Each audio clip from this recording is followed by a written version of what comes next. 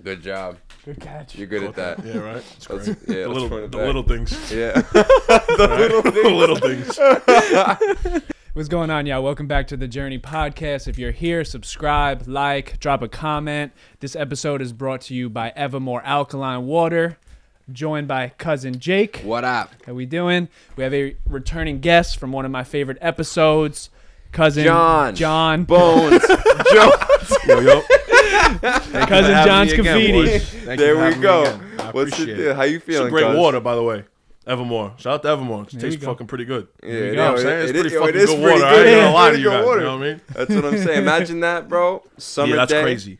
Oh, yeah. Well, just how this happened for you guys is fucking a beautiful thing. Yeah. Oh, yeah. Last time we were here, you guys were talking about how you want to get sponsors, and then this shit happened. This is really fucking cool. So congrats to you guys on that for sure. Thank you, bro. You know what I'm saying? Yeah. Really No, dope. it was a divine thing. It was a divine thing. Like just the way it happened and the people over there.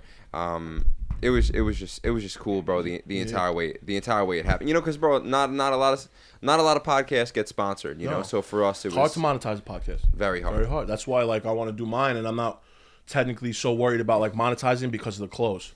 So like if it makes me helps me sell more clothes, then fuck it, I don't even care. For you guys, you gotta get sponsors. And we could talk about that too. I would love to talk about that at war. You guys are making clothes, maybe we could get a sponsorship going on that. I would love it. Yeah. You know what I mean? We never talked about that the last time, but I want to talk about that this time. Right. Really cool. No, it's cool. It's cool to see, you know, because I remember last time you were on the pod. Obviously, you're a very big, handsome, tattooed, scary man. I said that at the beginning of the last episode as well, but I'm right back. I'm right back to that point. You know, a lot of what we spoke about in the last episode was, you know, a lot of your friends in your area. You're a little bit of an outlier where, you know, there's not many people that have a clothing brand that do an artistic clothing branding for a living, and then because of the clothing brand, now you're posting content as well. That's basically unheard of, although it is kind of cool to see the Brooklyn Italian guys are coming up, the Meals by Cooges, the going by Italians. But it is cool to see that we all are utilizing, we're all kind of outliers. We're all very we're outcasts, and you know, where a lot of people in our hometown don't take this serious. We take it very, you know. It's hard because like I wanted to tell you guys, like I started going to therapy, right? And he asked me, when did I start to feel like anxiety or depression? Like when did that come about, right? And I told him, I'm like, yo, you know what? It's a good question. I'm not sure. Right, but I could tell you when my OCD started. It started when I was a kid, and I would pray a lot, and I had these religious tics, and I was able to realize it. But then, as we're talking about it, I started to realize when I started to feel depressed. Now, to your point, that we're outcast, right? So, like my perspective growing up as a kid, 13, 14 years old, I would like music that nobody liked. I'd like clothes that nobody liked. I like movies that nobody liked. And when you start to feel like an outcast, that's when you start to feel like a little bit insecure with yourself because like nobody else shares your perspective. You know what I'm saying? So like to your point, we're all outcasts. We're like cowboys, like we were talking about before, where you're just like running rampant, kind of sort of just trying to find your way in this open field of life. And people look at you like, what the fuck are you doing? You know? But I'm trying to find myself. That's what I'm doing. And not a lot of people understand that. You know what I mean? But we do. And that's why we fucking mesh so well together. I like that though, like living like that. Yeah, I never wanted to be like anyone else. Like, I don't want my days to be the same. I don't want my days to blend together. I want everything to be different every day. I can't work a 9 to 5. You guys, you know what I'm saying? Yeah. I can't do it. I can't live a monotonous life that doesn't mean anything because everything means something to me. As bittersweet as it is, every fucking thing has some sort of meaning to it to me. So, you know, and I know you guys can resonate with that. Yeah, that's why it's cool. Like when you are pursuing something like this, it's like every day you wake up, it's a new experience. Like every single day, your entire life could change. Like there could be a celebrity that wears a piece of your clothing and it boom takes off. We could wake up to an email of Gary Vee or Andrew Tate wants to come on the pod. Boom, our lives change. If you are doing what everyone else is doing in that just societal standard, there's never a chance for that to happen. And there's a risk with that too. And of course. And that's what really brings, I guess, the anxiety to me because still to this day, I don't know if this shit is going to work full time. Like, I don't know. You know what I'm saying? Really? Like, I guess you never know. Yeah. What do you mean? Like, I still have those days, bro. Yeah. You know what I'm saying? I still have those days where it's like, see, my problem is I have no separation between church and state in my life. My business is my life. My life is my business. You know what I mean? So if my business is having a good month, I'm more than likely having a good month in my head. My business is not having a good month. I'm not going to, this is not a facade. This is not these bullshit brands that push out this fake agenda that they're selling out every time they drop something, or that they, you know what I'm saying? That's not what happens here. Do we sell out of stuff? Of course. Do I flop on some shit? Of course. You know what I mean? So when I flop on some shit, it's just human nature for me to be like, fuck, am I, you know what I'm saying? Did I lose it? Is my perspective fucked up? Like, you know what I'm saying? Like, is nobody relating with me no more? Like, what did I do wrong? You know what I mean? And then when you put yourself in that position, you're like, fuck, bro. And then you get down. And then I don't post on Instagram for 2 weeks. Like, I'm going to do a social media cleanse right now as you speak. Yesterday's the first day. Like, when this drops, it'll be the first content that I drop in 2 weeks, because I just feel like I need to take a step back, because I feel a little bit disconnected from the shit that's going on right now. It's been going on in the world and just everything in general. You know what I mean? I just feel super disconnected to everything that's going on, that I need to take a step back. And taking a step back, you don't want people to forget about you, because I feel like I was flopping before. We were such a high, and it started to stagnate a little bit. Not that we're not there, but it just stagnated. There was no more growth. It just kind of stayed there. You know what I mean? And I just take a step back a little bit and just let life be life. You know what I mean? But it's tough. It's tough. You know how it is. Imagine you don't post for 2 weeks. You did a 30. Didn't you do a 30-day social media cleanse? Yeah, 30 days. You know what I'm saying?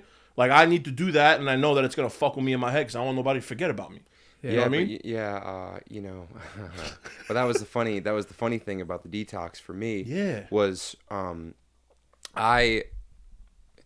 this is social media is toxic.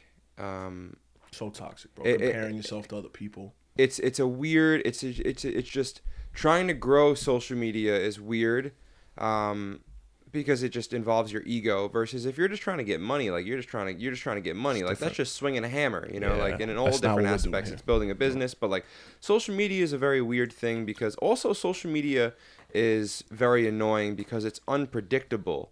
So that's what creates a lot of doubts with it, right? Is like, you know, like we were talking before the podcast about when we had him on, we thought your clips were going to do millions and millions and millions of views. And they should have. Yeah. They should have. Bro, we've watched enough, bro. Yeah. We've studied enough content now to know that, you know, outside looking in, big tattooed guy speaking, you know, from the heart, no pauses, you know, passion, nice camera.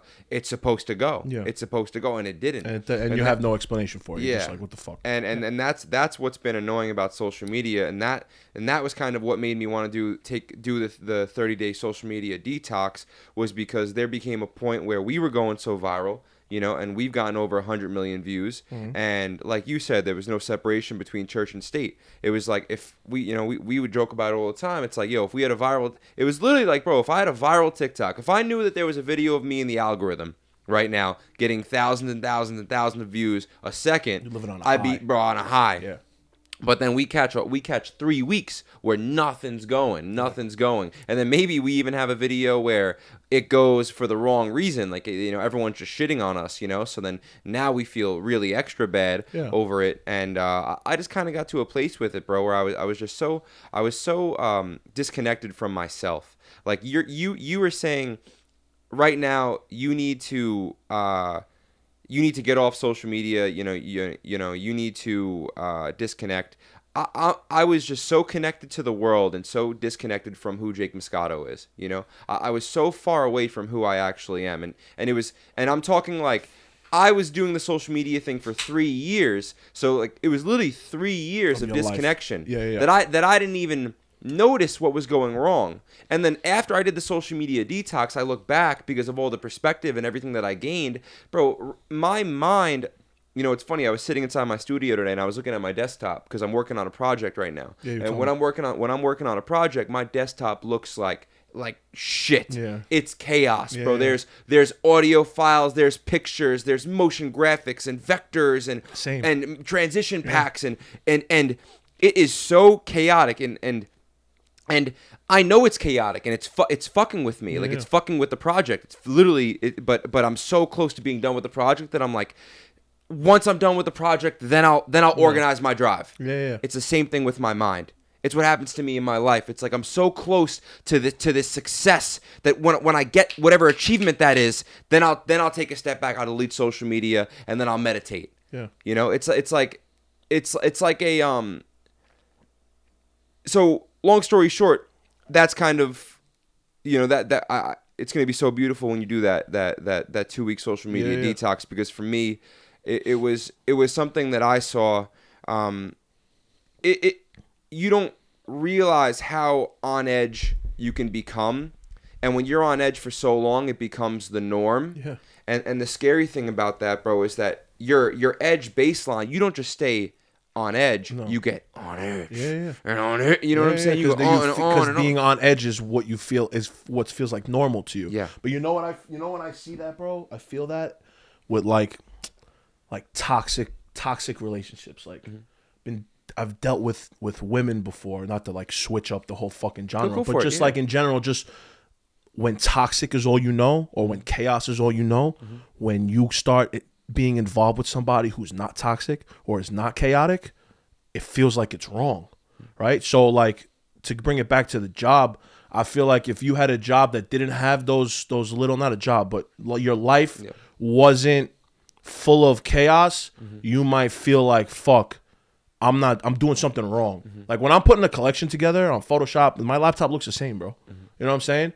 It looks the same. I got mock-ups everywhere. I got inspiration all over the place in my head. Exactly what it is. It's like a dirty house. They say clean your room. It cleans your life. It's the same with your laptop. It's the same with your brain. And I feel the same fucking way, bro. You know what I'm saying? I feel the same fucking way because it's hard to be at peace when there's like you're at war with yourself. You know what I'm saying? Seriously, though, like no pun intended, but pun intended. That's exactly what At War is about. That's why it means so much to me, At War, because I've been at war with myself since I'm a kid. And I just didn't realize it, or I didn't know how to put the language together for that. And thank God clothing and the mantra was able to help me put that together. Yeah. But I've been at war with myself since I'm a kid. And like, I don't want to become a casualty of that war. You know what I'm saying? And I don't want there to be any casualties around me to that war either. So I've taken a step back from a lot of things because I need to make sure that like I get right first. You know what I mean? I was in a relationship that I should not have been in because I wasn't healthy with myself. I wasn't healed yet. You know what I mean? Hurt people hurt people. Healed people also heal people. You feel me? And the hurt people is what was going on. Instead of me being a healed person, finding somebody that was hurt, hopefully let her open up her heart to me, and then I can help heal you. Now, she has to be open to it, of course. But that hurt people also goes with heal people. And that's where I'm at. You know what I mean? And I know we were talking about it before, just relationships in general. It's hard, bro, especially what we do. Like, it's a bittersweet thing that every day is not the same, right? Because maybe the person that you're involved with, whether it's friends or a girl, maybe their lives are the same every day. And they don't want to be a part of the chaos.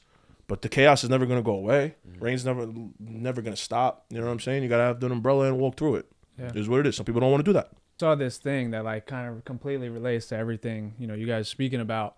This guy was talking. He was talking on a pod, and he was saying, he was like, "Yo, how do you feel when you're on your phone and it's at 88%?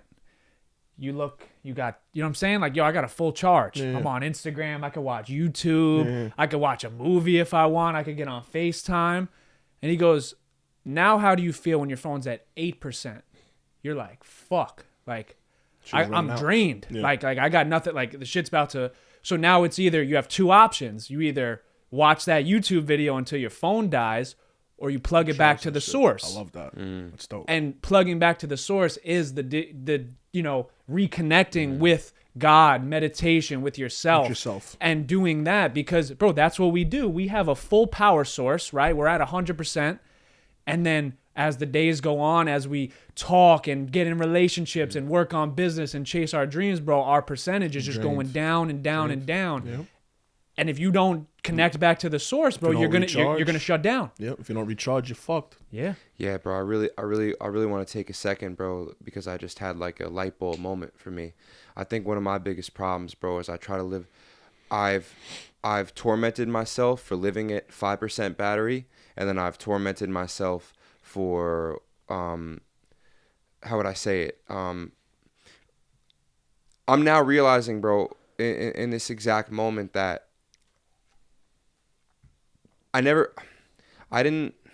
sometimes you have to accept who you are, you know? It's like a hard thing for me lately. You have to accept who you are, because, you know, outside looking in, bro, I want to be the kind of guy that can operate at 100% all the time and be like even keel and just be like, you know, always, you know, love and light and beauty, you know, like, bro, I love that shit. Like, truthfully, I love that. Like, 100%. I love being a light for other people. But now I'm kind of beginning to understand that I think the way that I rock, bro, is I do go to zero, and then I charge up, and then I go to zero, and then I charge up, and then I go to zero, and like I'm kind of realizing how much I like that. Yeah. Because bro, when you have a career like we do, like bro, when you have to make sacrifices and do the things that we do and sleep on the floor and have to get ridiculed by everyone, there's no way to maintain 100%. You're gonna get, bro, you're gonna go down and down and down and down, and it's just really nice, bro, to know I just realized in this moment, like, damn, like I am really fucking good at burning out, but I'm also really good at charging back up. Yeah.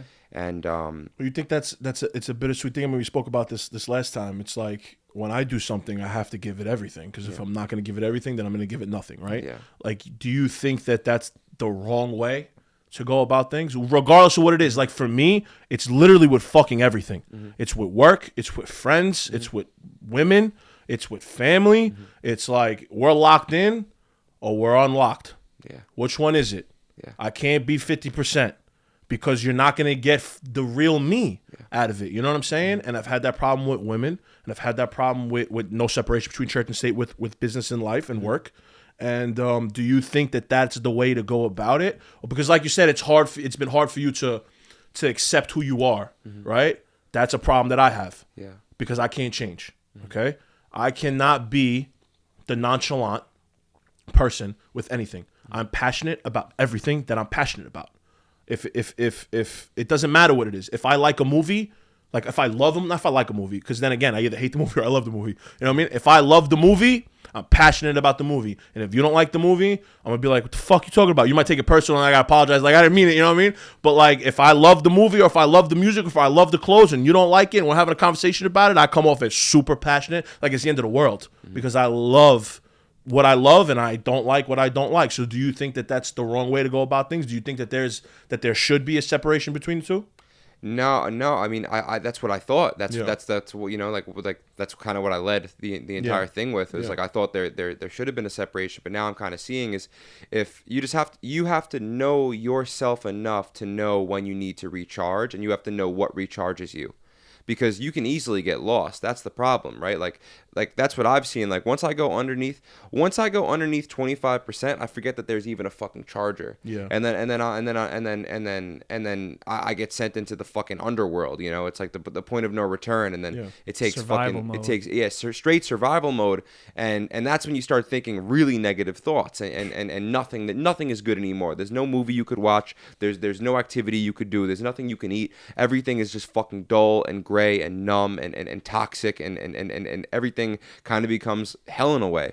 But how do you step out of that? Personally? Well, I mean, in the thank you for that question. Yeah. I mean, in those moments, you don't step out of it. You don't step out of it. You know, I just think like an angel comes. You know, like I think for me personally, you know, that question has to do with free will, right? Mm-hmm. Like, how do you step out of it? You know, and the other question could, you know, that I would pose is, do you step out of it, or does God come lend a hand? And then the other question I'd say is, why does God lend a hand to certain people and not other people? And I don't know, bro. That has to do with purpose. I have no idea. It has to do with you too. You got to be open to it, I guess. Also, you got to be an open-minded person and be to. Yeah, you know what I'm saying? I feel like we're pretty much on the same path with free will and fate. I think my definition of it, and you can let me know what you think, but my definition of free will is, you know, compared to fate, is that you get free will if you follow your purpose. If you don't follow your purpose, you don't get to say anything. But if you follow your purpose, you could change your life. Figuring out what your purpose is also part of the battle. Some people are fucking 40, 50 years old, they still don't know what their purpose was. And then you have that light bulb moment where you're like, damn.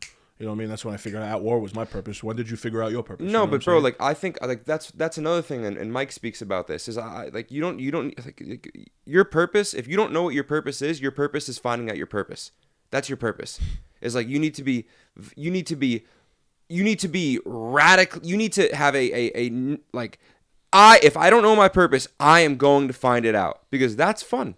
Because you could really like that could be more fun than having a purpose. It's finding yourself. Because bro, if your purpose is filmmaking, all right, like now you that's what you do, right? And then you could scale that, and then things get fun. But if you don't know your purpose, now you're out. Not your real goal is just to live life the best you could fucking live it. Is to do every single goddamn thing you could do, every single activity, try every single food, speak to every single type of person, date as many people as possible. And that's the problem, is people aren't willing to do that. Is that and that's also the problem with societies. That society has said that there's only one path to live life, and that's why nobody finds their fucking purpose, is because everybody just lives this one path, and that one path is terrible for creativity.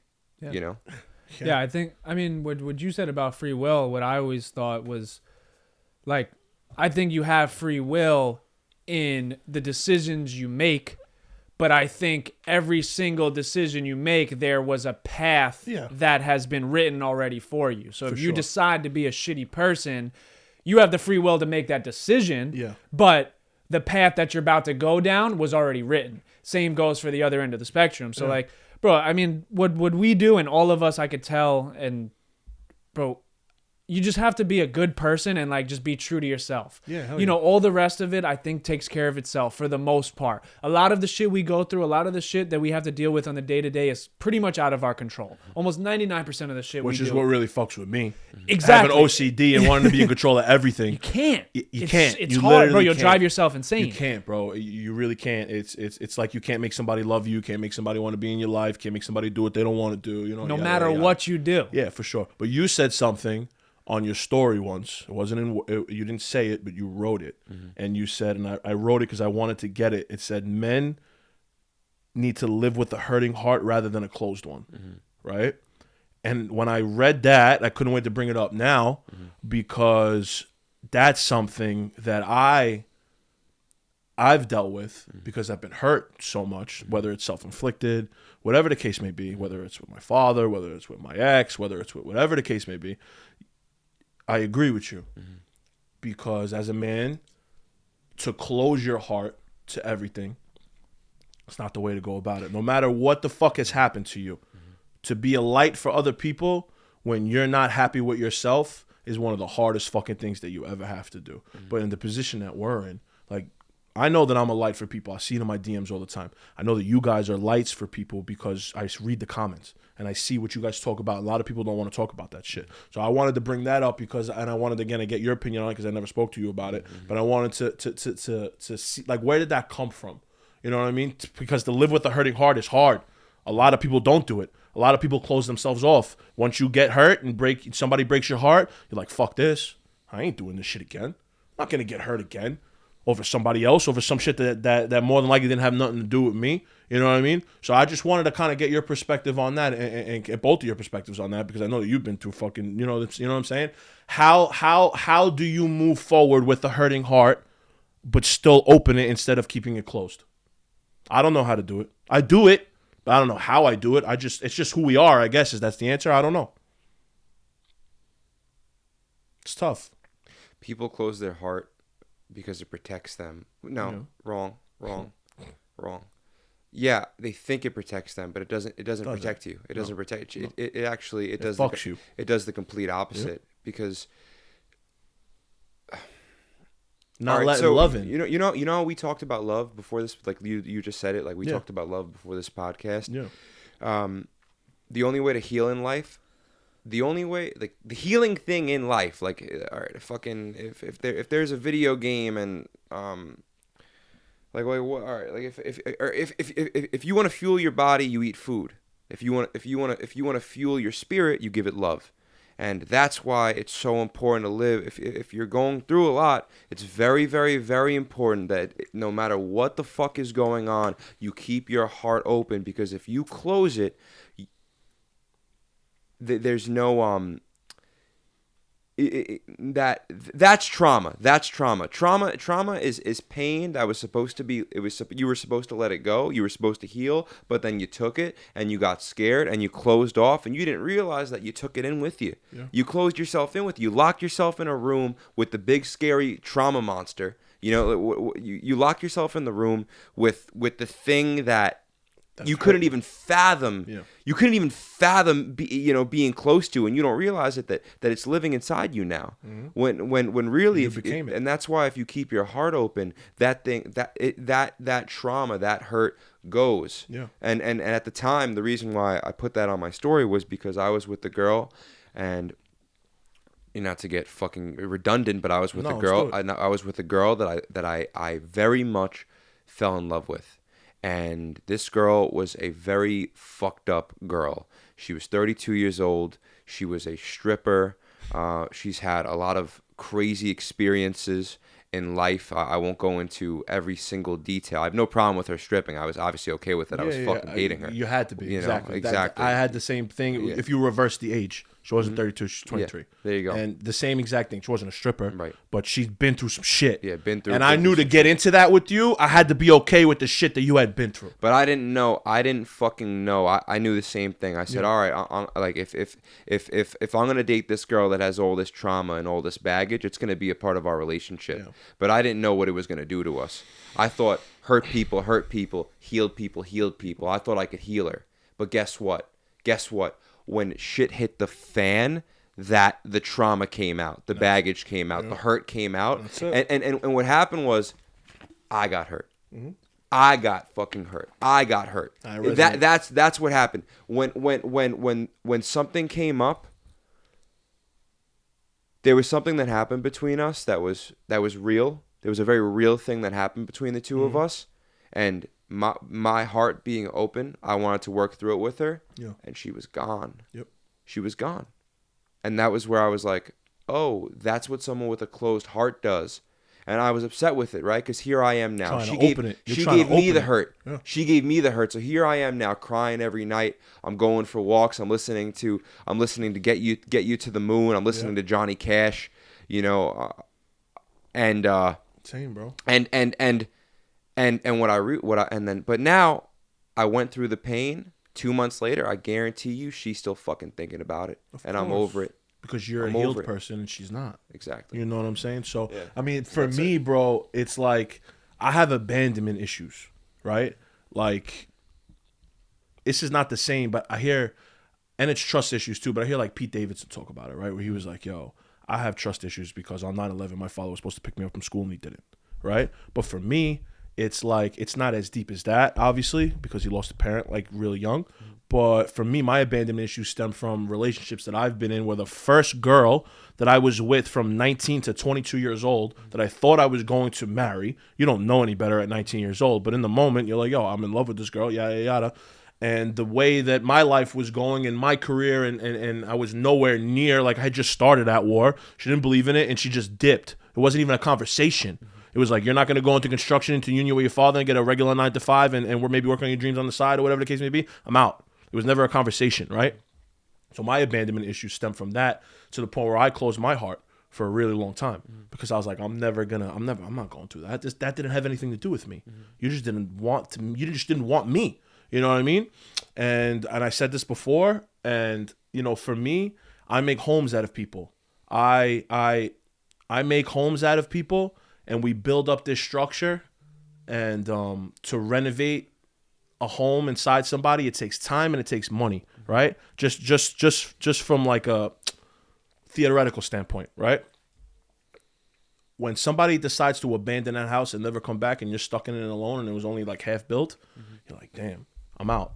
Closing the door, I'm locking it and I ain't letting nobody else in. And if you could live in that house fucking half built all you want, or you could build that shit up again, or you could tear it down and start again. And what I would do, bro, is from there, I met my ex, right, that I was with for 4 years. And what did I do? I did to her what the first one did to me, right? And I abandoned her. And I hurt her. And I was the villain in her story for a long time. Probably still to this day. She's the only person that never abandoned me. She's the only person that if I were to call her right now on this pod, she's going to answer the phone. She's the only one. My ex is not going to do that. And then when I abandoned her, what did I do? I made a home out of somebody else again, right? And then that person abandoned me, right? So it's like this hurt people cycle that just keeps on going. Where does it end? Where does it break? Because it didn't break with me because I did it. So to go and be a life and talk about this shit and literally be a part of that vicious cycle and not be able to snap out of it, that's what fucks with me now, bro. Because I hurt somebody that did not deserve to be hurt, and 2 people hurt me when I didn't deserve to be hurt because I gave fucking everything to whoever I could. You know what I mean? So now I'm at the point where I got to stop fucking building homes in people and start building a home for myself. And be fucking, you know what I'm saying? Seriously. And fucking heal. Because I'm not healed, bro. I'm not fucking healed. I tried to heal somebody that wasn't healed when I was trying to heal myself at the same time. Or trying to heal us together, and that shit just doesn't work, bro. Yeah, it's I feel like when you're in that chapter, bro, it's comforting. Yeah. It's comforting, you know, and we're all victims of it. We all think that before we could make right with ourselves, we need to go find someone else and then get right together, and that's not the healthy way to go about it. That was me for my whole life. And yeah, bro, like that was, I mean, bro, that's been me since I was a kid. Yeah. And mine wasn't a relationship, but it was losing someone that was so close to me. It made me, when I got close to someone, like I just wanted to hold on to them, because you talked about like abandonment, right? Like you get at a house together, you're in, and then they walk out and they never leave. Now imagine you're in the house with the person, you both want to be there, and then they're just gone. Yeah. And you don't know why. Yeah. That was what I had to How face. old were you? 12. Yeah, bro. So that's what I had to face, where it's like, whoa, like a person I loved in my life was just taken from me for no reason. And now that affected all my relationships, friendships, you know, intimate relationships with girlfriends and stuff like that, because I would always want to like latch on and become so close, because like I was like looking for that, what I was missing Exactly 100%, trying to fill a void. And that's what was hard for me in that aspect of like, when I get into something, like I give it my all. You know what I'm saying? Like I really do give it my all. Yeah. And I always ended up hurt, right? But I always kept my heart open, because like I knew like that wasn't the right way to go about it, where it's like, if you shut off from the world, if you get quiet, if you want to just stay by yourself, you're going to live a miserable life. Because like I feel like this life it's meant to be shared with people and a partner and stuff 100%. Like that. It's meant to be shared with someone. So well, bro, it's like for me too, and it's not even to get like, it could be too much information or whatever case may be, but just to go into intimate relationships, like I can't just have sex with someone, not that person. I see Mike Tyson talk about it all the time. So if I have sex with you, I love you. And it hit me so hard to see such a tough guy, such an alpha male, to sit there crying, right? To say, if I have sex with you, I love you. You know what I mean? That's why it's so hard for me to be single. And so to your point is that I try to attach to people, and when I'm hurt, I try to find somebody that's going to heal me instead of healing myself, and I fall in love with you like that. Not maybe fall in love with you like that, but I love you, and then eventually it's going to turn into I'm in love with you. You know what I mean? I do it. It really just starts with you. Yeah. You know what I'm saying? It starts 100%. With you, whether you want to admit it or not, because I have a problem with that. I don't admit it. It starts with you. And, you know, I've said it on a bunch of podcasts before this, like we're relying and depending on other people to bring us happiness, because we're not happy with who we are. Yeah. So then when we put all of our eggs in one basket with one person, we think like, yo, this is my fairy tale love story. And then when that shit ends, you are crushed, because you put your happiness, their happiness, everything in another individual. Yeah. And the sad part about it all, bro, you don't control anything what they do. Yeah. You're 50% of the relationship. You're 50% of any type of relationship you are with another person. Yeah. At any moment, they could cut you off, they could leave you and not give a fuck. Just like that. And they could just walk out the door and move on with their life, and you're sitting there like, what the fuck happened? Yeah. What did I do? And now once that happens, then you question yourself. A lot of things that doesn't have anything to do with you. No, it has nothing to do with you. I've had somebody literally tell me that. And it doesn't make it any better. It's like, yo, what's going on with us right now, it doesn't have anything to do with you. And that bothers me the most. The most. You know that what makes no fucking sense. You know what my father used to tell me? That I grew up listening and saying to myself, okay, you know what? That makes sense. He used to tell me this. He goes, as long as you do what you know to be right, and if a situation doesn't work out, you could go to sleep at night knowing that you did absolutely fucking everything that you could to make that shit work. And if it doesn't work, then you know it wasn't you. And now I sit here and I say, I don't agree with you. That shit makes it even worse. Yeah. Because I did everything that I could. Yeah. I was me. You knew who you were getting involved with. You knew what time it was. You know how I am. And if me didn't work, fuck, bro. You're like, you just don't want to be you anymore. Right. You know what I'm saying? So I don't agree with that. If my dad ever hears this, because we don't speak. Like, you know what I'm saying? I don't agree with that shit. That shit's not true. Because I can't sleep at night to this day knowing that I gave everything that I could to somebody who just couldn't accept it. And the response to it is that it's not you, it's me. Get the fuck out of here. It's not you, it's me. That's not true, bro. So, it's tough. Yeah. It's tough. That shit hurts though. Go on. No, I was just gonna say, bro, like that shit hurts, really does hurt when it really does, because you have no fucking control over it. Yeah. And I need to be in control of everything that's involved with me, to an extent. You know what I'm saying?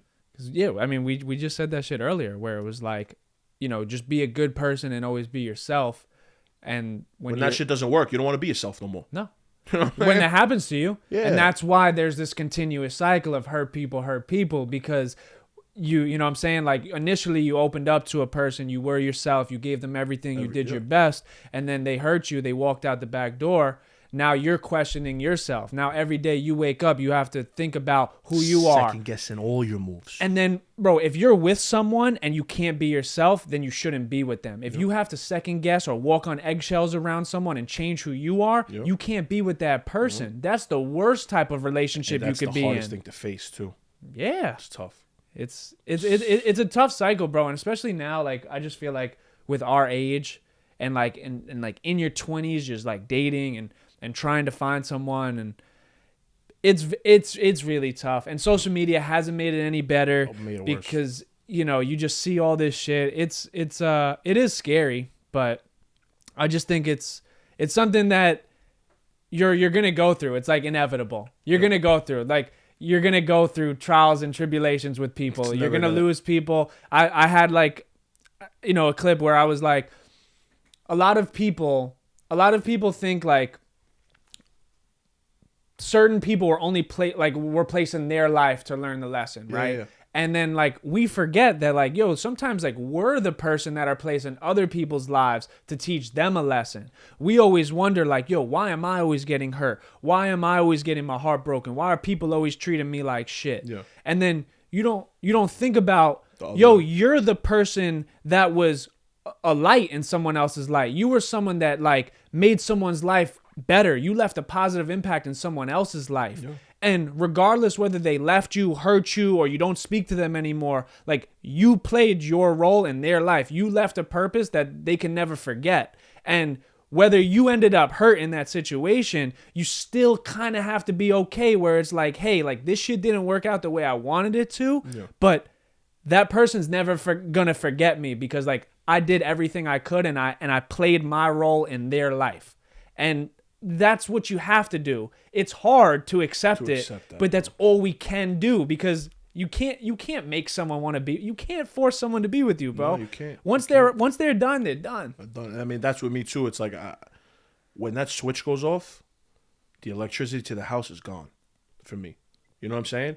When the generator is pumping and we're living in the house together and the electricity is on and everything is rocking, we're cooking, like, you know what I'm saying?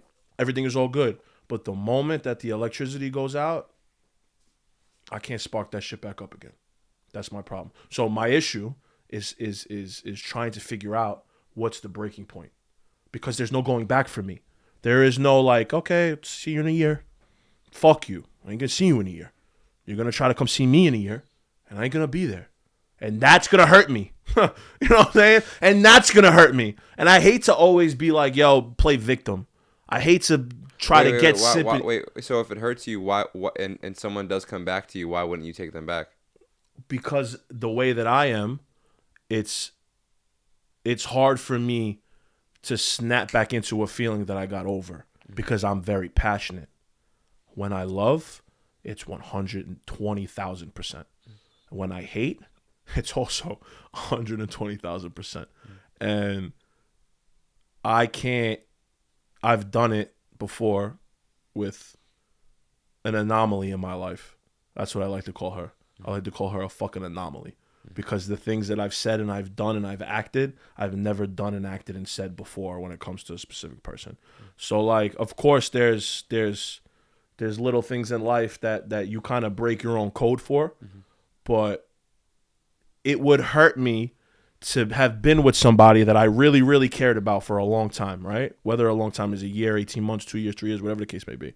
If I snap out of that and a year from now, 6 months from now, whatever the case may be, we start to rekindle again. It's really hard for me. It's like the fire is never the same twice. You know what I'm saying? And that hurts me because I wish it never went out. But it did, right? It did. We threw water on it, and now we're trying to relight wood that's wet. You can't. You got to go get new wood. That might mean that we need to go to the store together and get new wood and see if it sparks, but we cannot keep on relighting wood that's wet.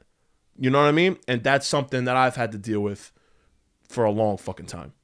And you know what's funny? So I remember, my OG ex, like this is like way back in the day. This is the girl that I was like really in love with. Yeah, this first girl I ever loved was my OG ex, 19 years old. Yeah, so exactly. So that type of love. This last girl, like I just used her to go viral on Instagram, you know. So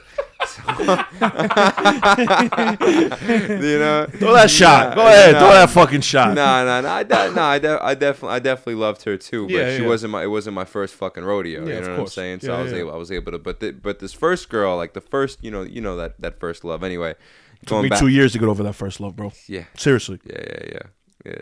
Yeah. No, I mean, bro, it's that's what it is, and those 2 years aren't easy quick years. You know, those are very, very, very tough years, and I had the same thing, but I'll never forget, man, when I first met her, I couldn't. The thing about me now is, bro, I lie to myself now. I lie to myself because I love the feeling of being in love so much that even if I don't like you very much, if you just check some boxes, I fucking love you. I love you. I love everything you do. It's all sunshine and rainbows and heaven, and it's beautiful. Yeah. Even though I know it's not, but with this one relationship, it was really the first time, before I even go into that, it's why that is such a shame that we do that. We do that. We settle. We settle hard too. But how do you know? How do you know when it's the right one? Because almost every time it feels like it's the right one, and even sometimes, like you said, like maybe you question it a little bit, but then that's what I talked about, where it's like we set potential and projections on people. We're like, all right, well, like they got potential to be who I want them to fall be, in love with their potential. so I'm gonna stay with them for X amount of time to see what this might become. And then they never live up to that expectation. Then they end up fucking you over and hurting you. And then you're like, whoa, like, fuck. Yo, when Jake got this thought, I saw the smile happen 5 minutes ago. So I really want him to get this thought off. But I wasn't going to tell my story about whatever we're talking about now. But I am. Okay. And I will. But I really want you. I saw the smile. When I was talking to you, in the corner of my eye, I saw him go. Well, no, that was about something else. Okay, that was about something. We'll get to that too. We'll get to that too. Yeah, hell yeah. It was a question for you. Okay, it was a question for you. Yeah, dope. So, but no, you're doing too much words, bro. There's too much words coming out of your mouth. You know. What do you mean? You know. That when what? You know. When you know. Geo. When you know. That's it. You're doing too much, bro. There's no. I see the potential in this. No. When you know. That's it. Why are we... Stop. Everyone stop. Stop speaking words. Everyone stop speaking words. Well, shut the fuck up. Shut up. When you know, bro. I battled all my friends for years. Bro, you're not the only person that I've been brothers with, that I've had to look at and be like, because I'm outside, like, the reason why I know is because I felt it. Period. And that's it. Period. So and she was the one? I felt perfect love. And I'm not going to sit here and say that perfect love means that you have to end up with the person. But a lot of people are in a relationship where they don't have perfect love. It's lust. It's attraction. It's you check my needs. That's the thing with love a lot of times. Is a lot of people think they're in love. And really what they should be saying to someone every time they say I love you is, oh, you check my box for insecurity. You check my box for loneliness. That's what everyone's doing. You know, that and that's what kills me is because, oh, I didn't see you there. It's your cousin Jake. I hope you guys are enjoying this episode. I just wanted to give a huge shout out to our favorite sponsor, our first sponsor, and the best sponsor, and more than a sponsor, family. I've drank a lot of water in my life, and this is by far my most favorite water I've ever drank.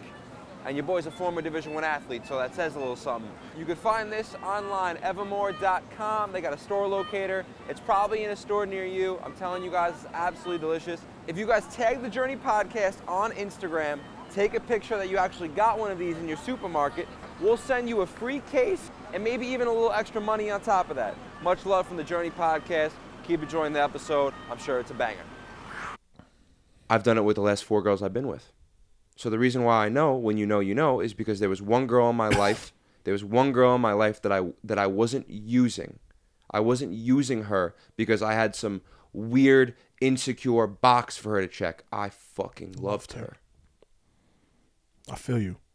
And I do. I really do fucking feel you. And long story short, you know, I'll never forget, man. It was really upsetting, bro, because it was the first girl that I really did feel like there was no settling anywhere. I was so attracted to her. I loved her intelligence, her mind. The only box, there was so many boxes. The only box that wasn't checked was she was 9 years older than me. You know, so and that was right. and that hurt because I had nothing to do with that. You know, I had nothing. No control. You know, I had no control over that, and neither did she. Yeah. You know, it wasn't like she had trauma that she had to work on that she wasn't working on. It was like she just grew up 9 years before me. She was born 9 years before me, and I'll never forget, bro. I remember one day, you know, we were sitting in my basement. And my mom came downstairs, and you know, you can blow off on a family member just because you're so close to them. I kind of blew up on my mom a little bit, and you know, I regret it. I haven't done that in a long time, but I'll never forget. But I looked over at my girl, and she was so sad, and she was like, "Would you ever do that to me?" And I go, "Absolutely not. You're my baby." Yeah. And I'm not even thinking. I just did it to my mom. Of course, I would do it to you. But in that moment, I was like, I would never. You know what I'm saying? I didn't think so. And then 2 months later, bro, I'm standing in my girl's face, 6'2". She's a small little thing, screaming at her like I'm gonna kill her. I've been there. And I'll never forget, bro. And it hurts to think about it. And while I'm doing it, I'm like, oh, this relationship's over. Yep. She just saw a side of me I never wanted to show her, and I never thought that I would ever get to the moment where I had to show her, and now I showed her, and now she's seen it. And she can't unsee it. And guess what? We should have broke it off there because it would have saved us a lot. It would have saved us something. Yeah. But we stayed. We stayed. You know, we dragged it on for another year, and that's the saddest thing about relationships is that you need to be very careful because if you go too far, your relationship will never be the same. 100%. For me, it's you know. And I really wasn't going to go over a timeline, and I won't go into specifics, but just to kind of just give you a little bit of sense of where I was at mentally as far as women are concerned, right? Mm-hmm. You know, when me and my ex, 19 years old, 20 years old, 21 years old, where you're really finding yourself, when we broke it off, and it took me literally 2 years, I'm sorry, I wish it took 2 months, it took 2 years, literally, of a drug-induced alcohol binge, from 21 to 22 and a half, 23. And I'm working in a restaurant, and I meet my next ex. I guess I obviously didn't realize it at the time, but again, I was hopping from people to people. I did it in high school, and then I did it there, and then I was hurt, and then I met somebody who made me feel something, who loved me more than anybody had ever loved me in my fucking life. Check that box for sure. And I loved her, you know what I'm saying? And I feel like when you're in love with somebody, you don't just fall out of love with them, at least not right away. Eventually, at some point, you know, being in love and loving are very different things to me. And we were together for 4 years, right? And one day, not one day, but over the course of time, I start to think to myself, I made a mistake. I love this girl. This girl is everything to me. But I never took the time to heal proper, right? I masked it during this relationship this entire time. So now from fucking 19 to 27 years old, I was with 2 different people. I was never single as a grown man. I never knew what I wanted out of life. I didn't know anything. My parents got divorced during this time. I moved out on my own for the first time during this time. I had never able to go and be who I wanted to be by myself because I was always attached to somebody because I didn't know how to be alone. And I had to be honest with her about it. Now imagine being honest with somebody about that after 4 fucking years, right? It fucking broke her. And I was a fucking villain. And she still loved me because she kind of understood, but she still fucking loved me. And what did I do, bro? A month later, you know exactly what I did. I found somebody else. And I built a home inside that person. And she built a home inside me. And that shit didn't work out. And what did I do? Start talking to my ex again. And what that didn't work. And what do? I start talking to this one again. And it becomes this fucking cycle of back and forth, where now I'm at, yo, you know what? Fuck, bro. I need to take the time for myself and heal myself first. And that comes with hurting people and hurting yourself and just going through this fucking debauchery, vicious cycle of fucking hopping from people to people because you're not happy. Because again, I can't just go and have sex with somebody. I've had maybe 3 one-night stands in my life if I'm lucky, right? And I felt like shit after it and I'll never do it again, right? Because I can't do that. So for me, it's like I have to be by myself now. I have no choice. And if the time ever comes where I'm like, yo, I want to be with somebody or I meet somebody or if it's somebody from the past again or whatever the case may be, at least I know that I finally healed from all of life's fucking trauma, right? And I could go and do this again the right way and do it the healthy way. And that's one of the hardest things that I've currently in this moment right now as we fucking speak have faced face to face. It's hard. It's hard. I saw this quote that like directly relates to that, and I think it's something that I needed to hear. I'm sure you needed to hear. Probably you, all of us. It's he said, the magic you're searching for is on the other end of the work that you're avoiding. And when you really think about that, it's great. What do you want with your life? You're searching for this magic. You're searching for this love story. You're searching for this dream of yours that you're going to make it and be rich and all these things, right? The magical aspect of life. You're searching for that. Yeah.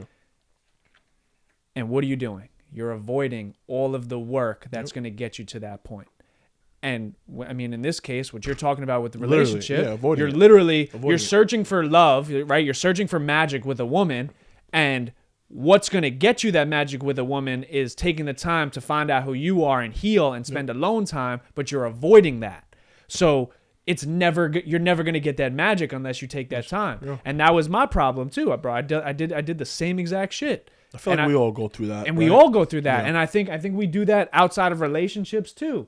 Think about like all the things that we search for in life and the things we're striving for, right? Like the magic that we want with our life, bro, we avoid most of the work. We know, like a lot of us know the steps to take. We know the work that it's going to take to put in, and we avoid it because why? It's hard. Yeah. It's uncomfortable. It puts you in situations that you're not too fond of.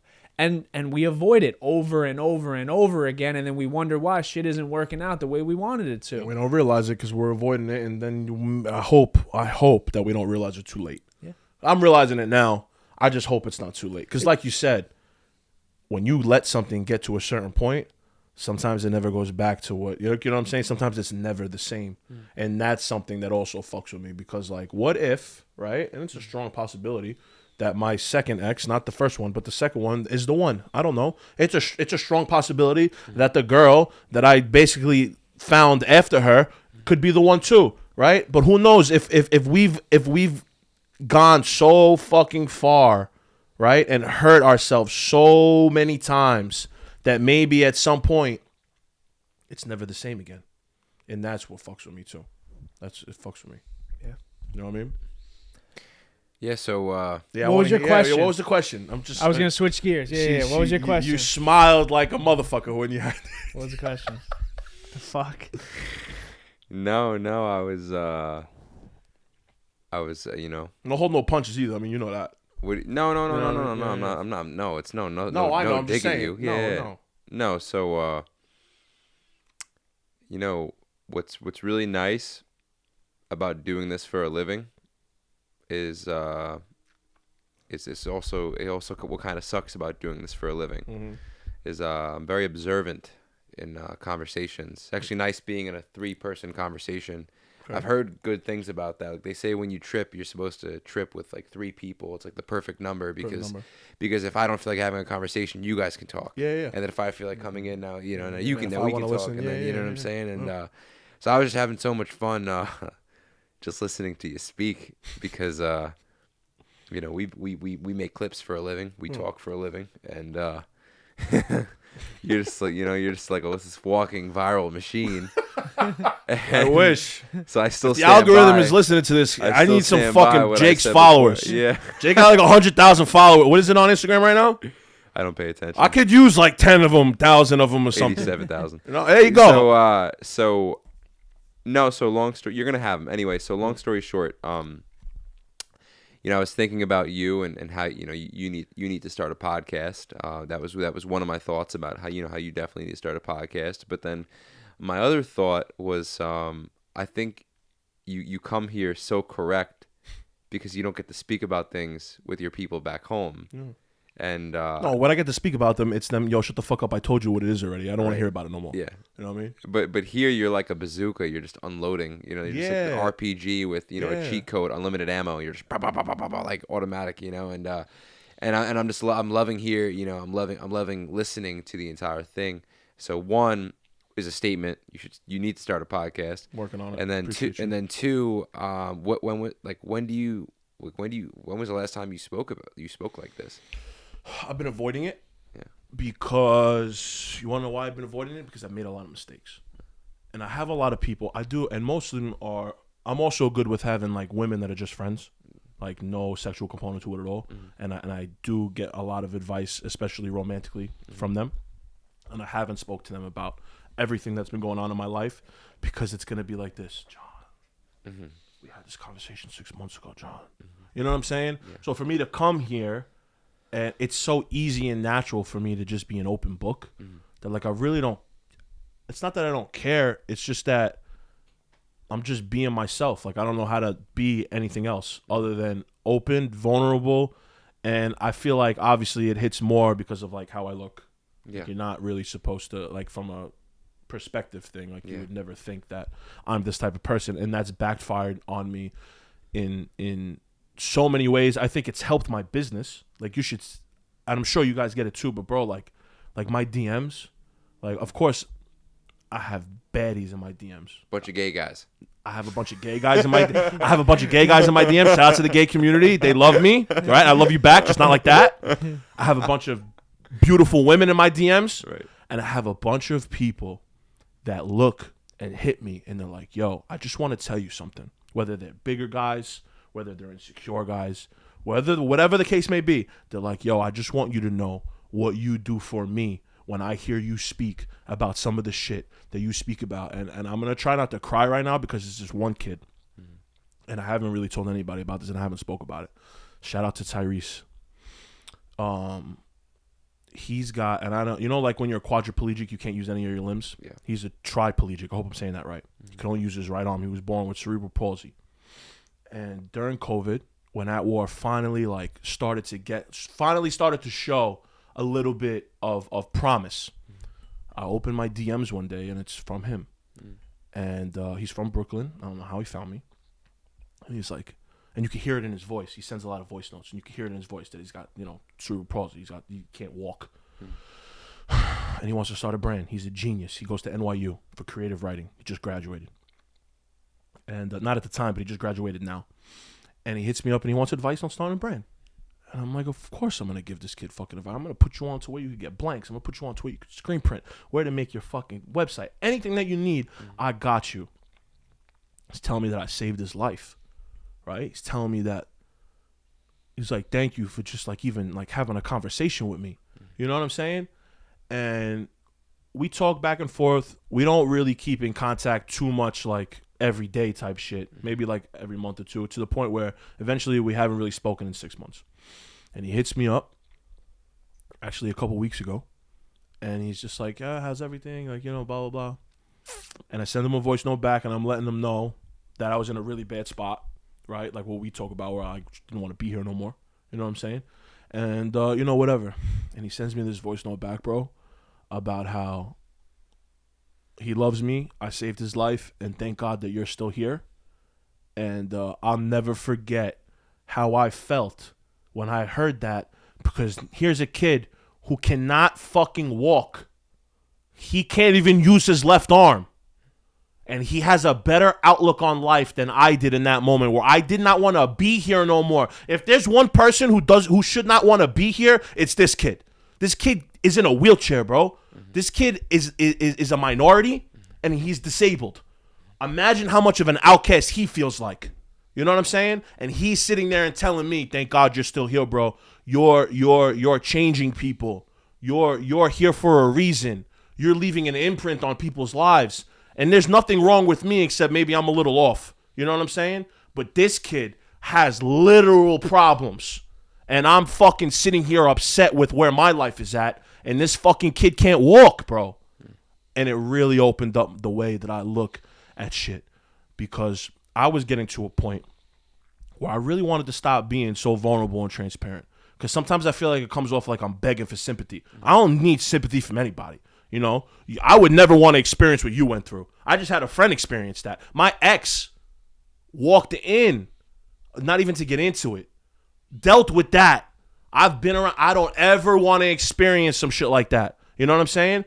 And I really wanted to stop being so vulnerable and transparent. Not that my problems don't matter. Of course they matter. Everybody's problems matter, But I really wanted to stop being so fucking open. Because I felt like, number one, there's people out there that have much bigger problems than me.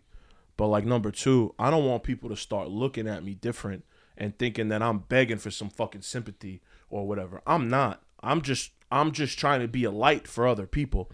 And it was the same fucking day that I felt like that, bro, that kid sent me that shit, that I realized that there's a reason why At War is what it is. It was in the beginning, At War was people were buying it. Maybe they like guns. Maybe they like knives. They didn't realize that At War wasn't about being actually like in battle. It was about this battle. And this kid was really able to put in perspective for me that battle. You know what I'm saying? And that's why, like, I could come here and you're like, I'm just unloading RPGs and bazookas and shit, because that's what I feel like my purpose is. Not that, again, my problems are bigger than everybody else's, but I have them, just like we all do. But not everybody wants to talk about them. Everybody, closed heart. I can't have a closed heart. It has to be open, and I have to be honest about everything that I'm going through, whether that fucks up my relationships, right? Because it has. I've been way too emotional, vulnerable, and transparent with a lot of women that didn't deserve it, right? And I've been very emotional and transparent with women that did deserve it. I've had women throw it back in my face, right? And I don't know. It was very eye-opening to me to have a conversation with a kid like that and fucking wake up and be like, bro, this is what you're doing for people. It's okay. Fuck the ones that don't understand it. Just be yourself. You know what I'm saying? And that's all I could tell him. What am I going to tell him? He can't walk. You know what I'm saying? So it was a real eye-opening experience for me, bro. Yeah. I cried like a baby for days. Yeah. Like, I almost took my own life. You know what I'm saying? Seriously. I don't know how, but I was in that mindset. And so was this kid. And for us to come together like that and speak about it and say, yo, thank God that we're both here. Bro, that kid has no idea what he's done for me. He's told me what I've done for him. That kid has no idea what he's done for me, bro. Because I can't even fucking look myself in the mirror and be upset with myself anymore. You know what I mean? And not want to be here. I feel guilty even thinking that I was going to do some shit like that. You know what I mean? And then it starts to think about, yo, your family and what would happen. You know, whatever, not to get into it because that shit is so fucking deep and dark. But you know what I mean? And just to fucking talk to somebody like that had the same mindset, but had a way bigger reason to feel like that, it makes you feel a little guilty because you're like, yo, number one, get out of that mindset. But number two, you're helping people, bro. Yeah. So, Yeah. You know what I mean? Yeah. It's tough. Yeah. I mean, it's obvious. You know, we spoke about like finding purpose earlier, right? Yeah. Like you said, that's your purpose. And I truly believe, you know, when we spoke about free will and I said like these paths are kind of designed for us, right? Whatever you choose to do. And it's like, we had to go through these things. And I feel like, I mean, I personally, like, I feel bad for people that haven't been through anything. Yeah. Like, I can't relate to people that haven't been through shit because you don't understand. Anything that I go through or anything that I'm speaking about, even the way my mind works, like, you don't get it because you haven't been through shit. Yeah. And I feel like God and the universe put you through shit because your purpose is much bigger than what you personally think. Yeah. You don't understand it in the moment, in the Yeah. present, but you had to, you know what I'm saying? Like, you had to endure all that pain. You had to endure all that trauma. Like, you had to be stripped of everything and be fucking crushed and heartbroken and all these things because like, for that conversation right there, you that conversation doesn't reach him if you didn't go through the shit that you went through. Yeah, right. You know, all the messages you get every day, that shit doesn't happen unless you went through that. You know what I'm saying? And you put it out there because a lot of people don't want to put it out there again because of what we, you know what I'm saying? That's why I could resonate with you guys. And that's why I love coming here and having this conversation because, again, I've been on other pods and shout out to all of them, but we never get this fucking deep. We never get this introspective. This is who I am. You know what I'm saying? So it's just like, and you're right. Those putting yourself out there is the only way. And going, you have to also have been through some shit. Yeah. But you have to have been through some shit and also put it out there for the world to know that you've been through some shit. And I guess it's hard to let everybody know that you've been through some shit when the world looks at you different when you're like battling. Not that you're weak. You're strong because you're battling. But you're taking nicks and you're taking bumps and you got scars and the world just looks at, like, the way that social media presents itself is that nobody has ever been through some shit. Everybody's life is all fucking amazing. And that's it. And that's the fucking bullshit. And I'm glad that we get to do this and talk about real fucking shit. Yeah. You know what I'm saying? Because not everybody's doing that. Yeah. And that's what separates you guys from everybody else, in my opinion. Thank you, brother. You know what I mean? For real. Yeah. I mean that. So, I guess, you know, I want to speak about, I just finished up a 7-day fast. Fuck and what it's I'm kind of realizing now what it's done for me because we're speaking on this podcast about all these problems, right? Speaking of all these problems. Yeah. And I'll speak about them, you know. I'll speak about them. Yeah. And I you know, I like it. You know, it's good. But I sat up in that room today, bro, and I did what the fuck I came here to do. I made a video.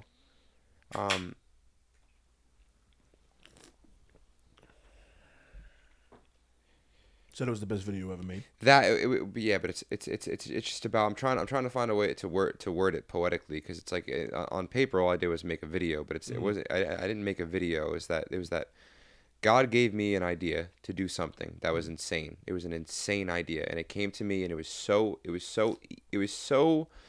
the way that the idea came to me. It was so effortless and nothing about the process was ever effortless. Like nothing about doing a 7-day fast was effortless. It was the hardest thing that I ever did in my entire life. But I look back on it and it's done. Yeah. And the edit, it's done. I'm looking back on it, it's done. Everything is done. So literally 20 feet away, you know, now that I'm sitting in this room, we speak about our problems in this room. This is what we do in this room. And when we work through them, and it's beautiful. But, you know, another reason why I was smiling earlier was because I realized I don't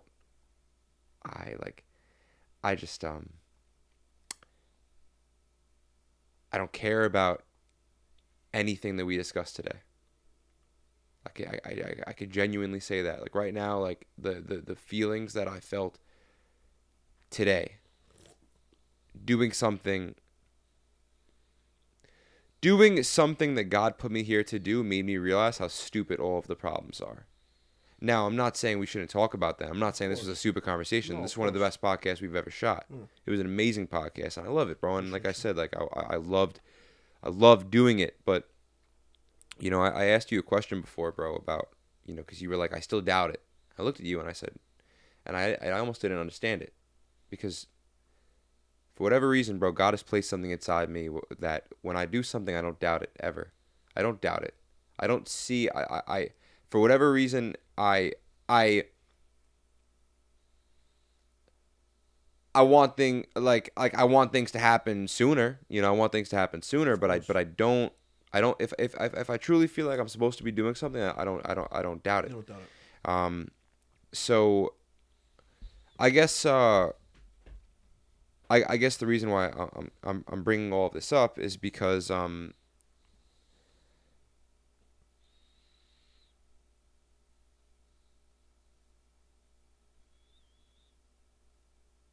what I think we need to do in life, bro, is I think the only reason, bro,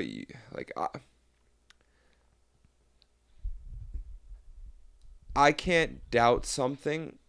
Like what? So my question to you is, why do you doubt? Why do you doubt what you have going on? I wouldn't say. I guess doubt isn't the right word. Yeah. Because I guess if you know, you know. But next April, Outward is going to be 10 years old. So I can't doubt it. Been here for a decade. I still battle with this day to day. We're still a South Brooklyn brand, right? I'm gonna hold no punches on myself right now. I'll be very vulnerable and transparent with you. Been doing this for 10 years. I've had 2-3 partners that didn't work out. We never broke into that hype beast scene. Never really been spotted on any rappers. Never really been on any athletes. That's because I never pushed it. I just wanted everything to be organic, right? And I guess there's been some athletes and rappers, I'm lying, but nothing where it's like, oh shit. No Jay-Z waking up wearing your fucking hat and you're like, oh fuck, life just changed. You know what I'm saying? And I don't want that because that shit is not scalable. I want the shit to happen the right way. But when you're 10 years in, I've lost a lot of friendships. I've lost relationships over my career that didn't believe in it. You just and you get to a place where I'm at currently, just super insecure with myself in general, just because of the things that have happened to me and the people that I've lost and why and how I've lost them. I guess, like I said, no separation between church and state. If I'm doubting where my life is headed and at war is what's spearheading my life, then I guess at some point I start to feel like, oh fuck, maybe. You know what I'm saying? Maybe this is not going to be what I'm supposed to do. Yeah. I'm not sure. But then I snap out of it and I have a drop and I start designing and collecting and I'm on set and I'm shooting and everything feels amazing. Now, I'll be honest with you. I will never, ever stop making clothes, hopefully, as long as the world allows me to continue making clothes. We need to elevate, and we will. But I feel like... What's holding it? Bro, I understand you're in the middle of something. I'm sorry about that. But, like... I've done some research on clothing brands. I watched the history of every single clothing brand ever. Stussy, fucking every brand ever in the world. You know what I'm saying? And I've tried to look at a lot of similarities between brands. I'm outside looking in. I think your designs are dope. Oh, I appreciate. I think your designs are dope. But now obviously I have learned it's usually more so about brand than it is the designs. Anybody can create cool designs. Yeah. What's holding you back? Why is Hellstar blowing up right now? And then where did Hellstar just do $1 million in a month? Yeah. Right? Very trendy. I don't have the answer to it, and I guess that I should. Yeah. Right? I think that from an at war perspective, at war is not about the clothing. At war was always about the mantra behind the clothing. For the first 3 years, we didn't have the slogan, we're all at war with something. It wasn't until me and the business partners that I was with at the time, separated, and I had at war by myself, that I came up with that. I feel like and this is why I'm so hard on myself, is that I didn't take the time to tell the right stories to give people an idea of what at war is really about. I started to pay attention to, okay, I just sold 1,000 pairs of shorts this summer. They thought the design was cool. At war across the front. They kind of look like Just Don shorts. They're very high quality, whatever. I started to focus on what is going to sell instead of focusing on telling the story about why this shit exists. You see these logo right? It's an Uzi and 2 machetes. From the outside looking in, you never had a conversation with me. You've never bought anything from me. You've never heard a conversation like a podcast before. You never really got the chance to hear the mantra behind it. You just see this, and it's a little abrasive, right? So I feel like I lost a sense of storytelling that was the 75% of what my brand is supposed to be about because I became an entrepreneur. I was never an entrepreneur. I was just a creative. So I had to start designing in my head for what was going to sell. And this is why I realized brands hire CEOs. You know what I'm saying? I was like, I'm never going to have, and not that I'm going to hire one, but maybe I could become one because now I'm not. I'm a founder. You know what I'm saying? I didn't go to business school. So to answer your question is that, and I've never really had this conversation with anybody yet. Everybody from the outside looking in sees At War and they see it everywhere and then they recognize me for it and I'm in the club and they're like, yo, you're At War, right? I'm like, yeah, whatever. And it's kind of embarrassing in a sense because in my head, I'm not doing enough because I was only focused on the sale and, my returning customer rate is 50%. It's great. It's great, but it's not. Oh, it's not great? No, it's great. It's great. The competition's 25-30%, but now I see why. Because they're using their platform to go acquire new customers. I wasn't targeting new customers. I was targeting my people and with design instead of telling the story to branch out to other people. So like I'm very grateful that I've been able to recognize that and we're in talks right now. I want to shoot. I was telling you, I want to shoot a short film. Nice. You know what I'm saying? Like I want to do shit like that to kind of tell the story behind At War. So just to answer your question, not to ramble on, is that I stopped telling the story and only started focusing on making money because the overhead went up. I got a warehouse. I got employees. I got my life. I need to keep up with the Joneses because you need to have a face to the brand. Yeah. Yada yada yada. You know what I'm saying? And I lost the sense of exactly what it needed to be because I was chasing the dollar instead of chasing the storytelling. The storytelling is the most important part to me. And I started, and you know when I realized that? Somebody told me, I won't drop names, but a brand got offered, a really, really big brand, got offered like a $700 million payout, and the guy didn't take it. And my boy looked at me, he goes, bro, if you ever got offered some shit like that, and you didn't take it, I'll fucking kill you, right? And I said to him, if you would have asked me that a couple years ago, I would have told you no. I ain't taking it because I feel like it could be $1 billion brand. If that's their first offer, imagine what the second one is, right? But in my head, it's like, you know what? You're right. I would take it because I could go tell At War in a different story. I could go start a production company and start writing movies about being At War. At War is not only about the clothes. That's why I started this with saying I'll never stop making clothes, right? I will always make clothes for as long as I can because that's my medium. I'm not a painter. I'm not a writer. I am a writer, but I'm not a painter. I'm not a drawer. I can't draw. I'm not an artist per se like you would think somebody that owns, like a Sean Stussy, for instance, was signing surfboards and signing T-shirts and selling them out of his car. That's how streetwear started. I'm not that. You know what I mean? I could go and tell my story a bunch of different ways. And that's when it started to realize to me, yo, you're not doing that right now. You only focus on selling shorts and selling, you know what I'm saying? Yeah. So that's where I feel like maybe I started to miss the mark, and I'm just very thankful that I was able to fucking snap into that and realize, it's 10 years next year, bro. Yeah. You know what I'm saying? That's crazy number to me, bro. I was 19 years old. I didn't know nothing. Yeah. I can't even believe I'm still doing this. But I'll tell you this. I feel like this is also my purpose. Podcasting. I mean, bro, sitting here and speaking because I love it. I'm outside looking in, bro, and you need brand, more brand, and 100%. That's why the podcast is such a fucking good idea for you, and strictly from a business standpoint. I don't know much about business, but there's one word I like in business called a KPI, Key Performance Indicator. Okay. Basically, just means this is the most important thing that you can do. Lately, bro, for our TikTok, I really, to be truthful about it, I don't care about TikTok anymore because it's not a big enough KPI for us because we've done TikTok and it grew us to this point, but now I'm like, okay, now we have a new KPI. There's something more that we need to do, and that's why what I'm realizing in this moment, and what I originally went to the entire point about the self-respect and like doing the entire 7-day fast and me sitting in that fucking studio. And when I looked at you before, I almost looked at you with a little bit of disdain because I was like, how could you not fucking believe in yourself? And I realized the reason why I believe in myself so much is because I'm not giving it a fucking chance to not happen. I'm not giving it a chance to not happen. I truthfully feel like I risked my life this past week. No, but I really risked my life this past week, you know. And listen, you know, I'm sure that there hasn't been that many people that have died from a 7-day fast, you know. But you can overhydrate and die. You can be dehydrated and die. I could have had a prior medical condition that I didn't know about.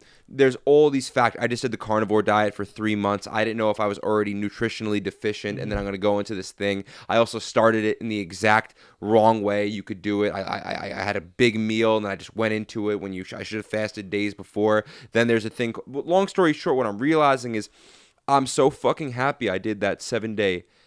I did that. Right? And then I'm so happy that I made a video about it, because every single time I begin to doubt myself, I can go watch that video and I'm like, I didn't eat for 7 fucking days. Crazy.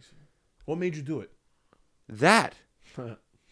You wanted to make a video about it? Well, one KPI, right? Like, I recognized 3 months ago, and I'm also a little bit blessed because I've known for 4 years that I had to essentially be a YouTuber. I never thought it was like I'm going to be a YouTuber. I never thought that. I never used that word, but there was something about YouTube. We were shooting videos 3 years ago, him and I, going to car dealerships. Like, I always had this kind of passion for YouTube, and it was something I always kind of, you know, went back to. But I saw for us, and truthfully, bro, like when I think about my Instagram, I don't even think that's a KPI. I think it makes people respect me, but it's not what I'm proud of, because I almost feel like I didn't earn it. Because no, I did earn it, but so did you, and so do you. But why don't you guys have 100,000 followers? What did I do that you guys didn't? You know? So that's kind of where I'm at. Is that's why I don't. It's not really a trophy to me. But if I'm big on YouTube because I'm willing to not eat food for 7 days, I know why my channel's bigger than yours. Because I'm working, because I have what you don't. You won't do what I do. You won't. And that's why I really don't care about Instagram. It's YouTube for me that I want to do. And when I was editing that video today, I was like, this is a goddamn medal. You know, and it's so a picture is worth 1,000. A video is worth, you know, 1,000. A video is 24 pictures per second, and a picture is 1,000 is worth 1,000 words. And I'm watching this documentary that I'm always gonna have, and because my memory is not the greatest from football, you know, so I'm gonna be able to watch this video every single time it gets hard in my life, and I'm able to say, I have not been fucking happy, bro, the past couple of years. I've not been happy. I've been a very broken version of my fucking self. And I've done a lot of work. To get to the place that I am in today. It's been 4 or 5 years of being in this position. And still to this, still every single day, the amount of things that still happen to me on a day-to-day basis, and it makes me so fucking proud of myself to know that, you know what, not only am I not quitting, not only am I not going to quit, I'm going to do the opposite. I'm going to take the force that was given to me, I'm going to stand there, look at it in its eyes, and say, I'm here, motherfucker. What are you going to do? Fuck yeah. What are you going to do? Yeah. Right? Yeah. I won't eat for 7 fucking days. Ain't nothing you can do to me. You're gonna tell me that I'm not gonna be successful. Yeah, you're right. You're gonna tell me that I'm not gonna be successful. Yeah. I'll do 30 days the next fucking time. What can I do? What can I do that's gonna prove to the universe that I will not fucking break? I will not bend. I will not. I'm here. I'm here. I am here. I love that. And that's my. What I'm realizing now, that it was so much more than a fucking, yes, it was a KPI. It's gonna go. I hope it goes massively viral. I'm doing, and that's the other thing, is that not only is that the mindset about the video, it's also the mindset about how I'm gonna market the video. It's my mindset in life now. Everything that I do is it's not to fucking be in the game. It's to be the biggest to ever fucking do it. And now that's my advice to people, is that the reason why you don't believe in yourself is because you're not willing. Like, what's the most motivational video of all time? when you want to, what's the line? Success, breathe. Yes. What's the line? When you want to breathe as bad as you want to succeed, that's when you'll be successful. Yeah. Eric Thomas. There we go. When you want to breathe as bad as you want to succeed, that's when you'll be successful. And that's what I kind of realized, bro. It took me all these years to realize that wow, this video has 100 million views. Everybody's seen it, but nobody lives it. But I do. So that's why it's like, you brought up the numbers, and it's and I appreciate it about Instagram, but I don't care about I don't care about the numbers. I did for a very long time, because now I'm leaving it all on the table. I know that with the will and the determination that I have right now, there's absolutely no fucking way that I will not become successful, and I will be able to do whatever I want in this life, because I'm good, because as long as I know what needs to happen, that's the thing. If you don't know, that's a hard battle. But now I know. I have clarity. I have clarity. Now that I know what I need to do, it's gonna happen. So that's just my advice for you, bro. Yeah, hell yeah. With you and your brand and you as well. But we all, and the people listening, thank you guys for fucking being here, man. It means the goddamn world. It's just if you know what you need to do. It really just comes down to like that, just that line, just doing it, and but it's like the reason why Navy SEALs are the fucking best of the best, and every single man won't I don't know, some people admit it, some people don't. We all have a crush on the Navy SEALs. We fucking love the Navy SEALs, and it's because it's one of the only jobs in the world that you have to know that you're probably likely to die when you take it. And brink of hypothermia when they put you in the fucking, what do they do in San Diego? They put you they die in training. In training they die. It's crazy. And that's why, that's why everyone admires them, is because they have that will. And I think that's why, a lot more people would become more successful if they were Navy SEALs in their own daily lives. So let me ask you this. Mm-hmm. You're like, it's a hard battle to when you don't know what to do, right? How do you figure out? Does it just come to you? You think it's just the universe? I think about that question every single day. Fuck my camera's about to die. It's why I'm so fucking humble, bro. I'm so humble, and I'm so grateful, and I couldn't do this without you, God. I could not do any of it. I couldn't do a single ounce of it without you, because I truthfully do feel blessed, and I do feel destined to do great things. And I love my life, and I love being in this position. I love the fact that that's my purpose. Yeah. Because But I will say I have no idea, and that's why, bro, I'm not arrogant anymore about it. I'm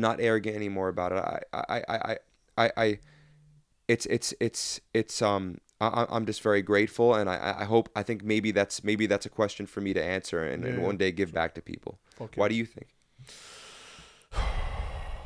I do think that. Not me, you. Yes, I think that. Like, bro, I think it just comes to you. And I'll give you this. And I don't remember if I told this the last time we were on the pod, but like, I'm not an artist. I don't know when, like, I didn't think that I was going to create clothes for a career or for a living. You know what I'm saying? That shit just kind of just like happened the way that it happened. And I think that you have to be an open-minded person and open to the universe sending you signs. I think you have to be receptive to those signs. I think you have to put action behind whatever those signs are. And then at some point, something just clicks. I don't know the moment that it clicked for me, that I was like, okay, this is what I'm going to do for a living. Because when my ex left me, it could have very easily went the other way. It could have very easily went, okay, I'm going to call my father in the morning. I'm going to tell him to push that shit through. I don't want to lose you, so I'm just going to go be a construction worker and then hopefully work on this brand for the rest of my life, and it is what it is, whatever. That's not what happened, but it could have, but it didn't. So I think that I think it's an accumulation of the universe sending you signs, you being open and receptive to what those signs are, and then putting action behind those signs. But that's a whole nother battle in itself, is putting action behind them, because you are not going to succeed at first. We were selling clothes out of the trunk of our car for 5 years. And if it wasn't, and then, you know what? I do think, I don't like to use the word luck, but you do have to get a little lucky, in the sense that I would have never quit my restaurant job if I didn't get fired because of COVID. Okay? If COVID never happened, and it's not to downplay COVID, people lost their lives, it fucked a lot of people's lives up, but it didn't do that to me. I lost my job, and I was able to focus fully. I had no choice. I didn't know what I was going to do. I didn't graduate college. I didn't have any background in anything else. I thought I was going to be a fighter. That didn't work out. And then in high school, it was always, all right, well, if I'm not going to be a fighter, then I'm just going to be a civilian, and I'm just going to be a construction worker. And something took the place of that out of nowhere, right? And I got lucky in the sense that, what do they say? Luck is when preparation and being in the moment meet, I guess. Being in the right place at the right time. I'm not sure. But I know that the universe will take care of you the way that it's supposed to. And I know that you have to be open and receptive to it. And you also have to be present. Because if you're not, you can't accept what world is telling you, what life is telling you. You know what I'm saying? Yeah. I don't know what made me want to start going on pods, guest starring on pods and talking shit. Mm-hmm. I don't know what made me want to do that. I guess I just recognize that I'm able to speak a lot and I don't care. Like, you know what I'm saying? Like, I have no idea. It just so happened to happen that way. I think that there's no set in stone way for you to realize your purpose. I think that shit just kind of just comes to you out of nowhere. And it just happens, bro. Yeah. It's hard to explain. You know that. How could you explain it? Excuse me. I can't. What about you, Cousin Z? I just think in life, bro, you just gotta want more for yourself. You have to wake up every day and be like, there's more. 100%, there's more. There's more. And a lot of people look at there's more and then they get afraid of what it's going to take to get more. And then they shy away from it and then they settle. Yeah. And it's like, it's bro, scary. Every day I wake up like, bro, there's more. You know what I'm saying? Like, I just want more for myself than anyone else. Yeah. You know, other people can wake up and kind of go through the motions, do stuff like that. And it's like when you aren't pushing yourself to the limit, when you aren't actually aware of like what this life has to offer, yeah, that's when you don't find out what you want to do with your life. Because you're not even thinking big scale. Like, you have to think, bro, if your dreams don't scare you, they're not big enough. But I love that you said you have to want more.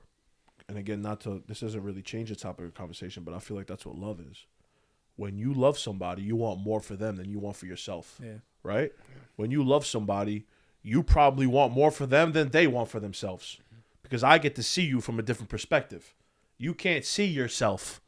I could see you. And I want more for you than maybe you want for yourself. And I just love that you said that. Yeah. Because that also goes with loving yourself. Wanting more for yourself goes with loving yourself. Some people that don't love themselves, why would they want more for themselves? Mm-hmm. They're not happy with themselves. Like, for me, when I get into a rut and I don't feel like myself, it's hard for me to go be a light for other people when I'm not even being a light for myself. Mm-hmm. You know what I'm saying? And that's what At War is all about. At War is all about me telling my story and having people tell theirs through mine. So, like, when I'm not happy with my story, or I feel like I ain't doing enough, or I just feel like I'm just not myself, like you said you've been a broken version of yourself about 3, 4, 5 years, whatever the case may be. Hasn't been that long for me, but it's been maybe half that. Mm-hmm. And I started to realize what faking it until you make it means. Mm-hmm. Step out that motherfucker, put a smile on your face, and go be the light for people. And if you want to cry when you're home, or you want to be upset with yourself, yada, yada, and that shit is draining. To be able to put on this act, I guess. It's not necessarily act because it's you. That part of you is in there somewhere. Mm-hmm. That motivational, inspirational part to you is in there. Even when you don't feel it, but you have to bring that shit out. Like, bro, the last time that I was here, right? That was the best conversation I ever had. That girl broke up with me that morning. I almost called you guys and said, yo, I can't come. Mm. Okay? I had to snap out of that shit and come here for 2 hours and use it. And that's what we did. Today, I didn't have the best day. It's not for sympathy. It is what it is.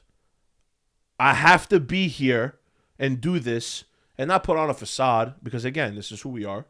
But you have to, like, you know what I'm saying? And it's just draining. Yeah. You know what I mean? So I saw fucking, what's his name, talk about this shit. There was a clip of Kpis. And, he's a Russian, UFC, fucking Dagestan. Yeah. And, there is ways that, like, we're talking about being vulnerable, talking about your problems, like, being okay, being transparent as a man and having people understand how you feel. Yeah.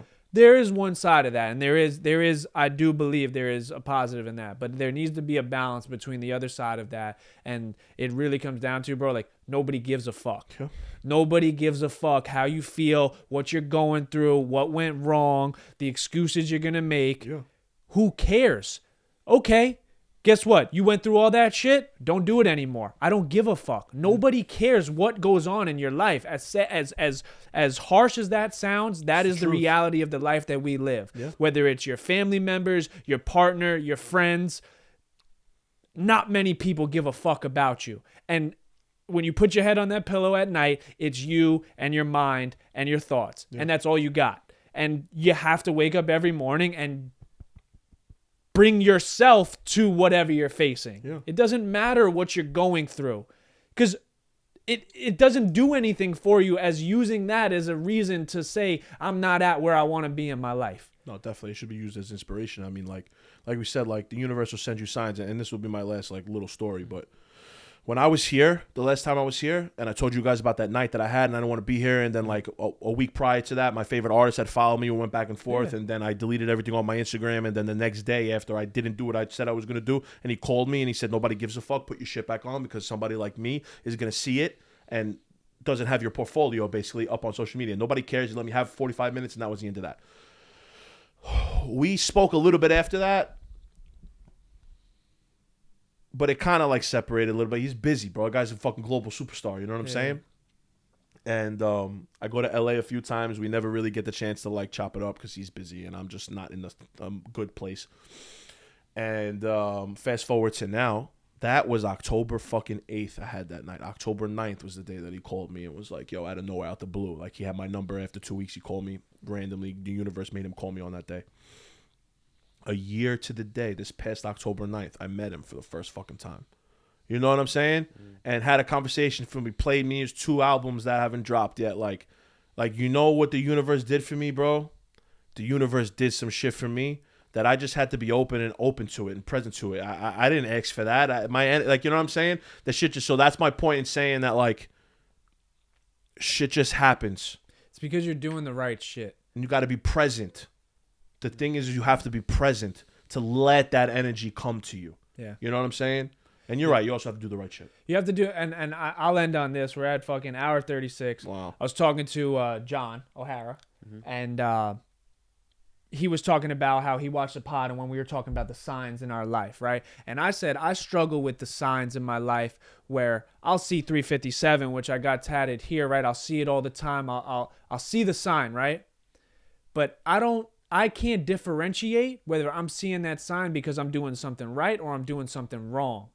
Is this the universe or my mom telling me you shouldn't be doing this or you should be doing this? And that's the war that I have with myself, where I second guess and question, like, wait, am I seeing this because they're trying to tell me to pursue it or they're trying to tell me stay away from this?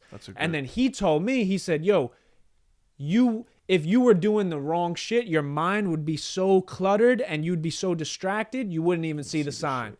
The only reason you're seeing the sign is because you are doing the right thing. And that's what clicked for me. And I was like, you're right.